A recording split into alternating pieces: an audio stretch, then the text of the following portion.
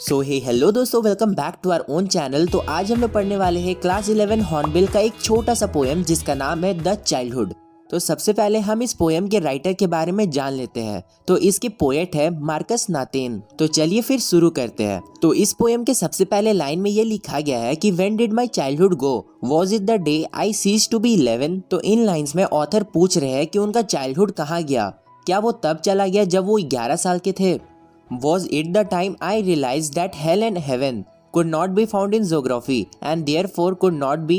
Was that the day? या वो उस दिन खो गया था या फिर चला गया था जब उनको ये पता चला कि हेल और हेवन नाम का कोई भी चीज मैप में एग्जिस्ट नहीं करता है।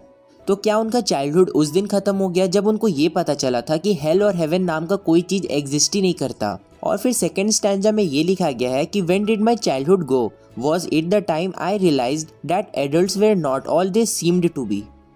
इस स्टैंजा में ऑथर हमसे ये कहना चाह रहे हैं कि उनका चाइल्डहुड क्या उस दिन चला गया था जब उन्हें पता चला कि ये जो एडल्ट्स होते हैं, बड़े लोग होते हैं, तो वो जैसा खुद को दिखाते हैं वो वैसे कभी होते नहीं है। वो दिखाते कुछ और है, करते कुछ और है और होते कुछ और है। They talked of love and preached of love, but did not act so lovingly. Was that the day? वो बातें तो बहुत अच्छी करते हैं कि हमें सबके साथ प्यार से रहना चाहिए, किसी को भी बुरा भला नहीं बोलना चाहिए, सबका केयर करना चाहिए, बट रियल लाइफ में इसके जस्ट अपोजिट होते हैं। Was that the day? क्या वो वही दिन था? अब थर्ड स्टैंजा की बात करें तो उसमें लिखा गया है कि When did my childhood go?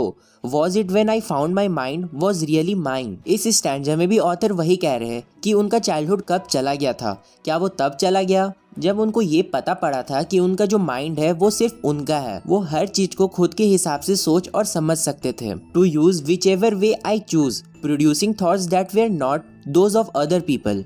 कि वो अब अपने ब्रेन को अपने हिसाब से यूज कर सकते थे, अपने थॉट्स को जनरेट कर सकते थे, अपने आइडियाज खुद सोच सकते थे, और वो फिर किसी की भी कुछ भी कही गई बात को ऐसे ही विश्वास नहीं कर लेते। फिर अगले लाइन में वो कहते हैं but my own and my alone was that the day. कि उनका ब्रेन सिर्फ उन्हीं का था और उनके अलावा उसको कोई कंट्रोल नहीं कर सकता था। इस लाइन से ऑथर का वही मतलब है कि उनका चाइल्डहुड क्या उस दिन चला गया था जब वो खुद के थॉट से सेल्फ सेंटर्ड होने लगे थे। क्योंकि एक बच्चा कभी भी सेल्फ सेंटर्ड नहीं हो सकता। बच्चे हमेशा प्योर हार्टेड होते हैं और जैसे जैसे वो बड़े होते जाते हैं वो सेल्फ सेंटर्ड होने लगते हैं। अब लास्ट स्टैंजा में ऑथर हमसे कहते हैं कि where did my childhood go, it went to some forgotten place that is hidden in an infant's face, that's all I know. इस पैराग्राफ में ऑथर हमसे कह रहे हैं कि where did my childhood go, उनका चाइल्डहुड कहाँ गया। अब यहाँ पर आपने नोटिस किया होगा कि इसके पहले के 3 स्टैंजा में ऑथर हमेशा पूछते रहते हैं कि व्हेन डिड माई चाइल्डहुड गो, कब गया उनका चाइल्डहुड, कब गया। मगर इस लास्ट स्टैंजा में ऑथर हमसे पूछ रहे हैं कि कहाँ गया उनका childhood, where did my childhood go. और फिर वो इसका आंसर अगले ही 2 लाइन में दे देते हैं। वो कहते हैं कि उनका चाइल्डहुड शायद उस जगह में चला गया है जिसका पता किसी के पास नहीं है, यानी कि वो एक फॉरगॉटन प्लेस है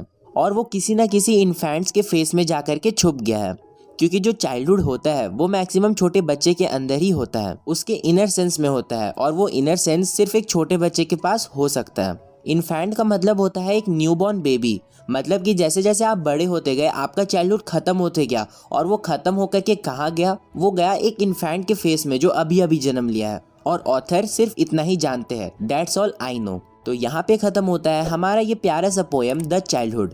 तो अगर आपको ये वीडियो पसंद आया तो एक लाइक तो कर देना। तो मिलते हैं किसी अगली वीडियो में, तब तक के लिए हाथ सब्सक्राइब कर देना। Thanks for watching.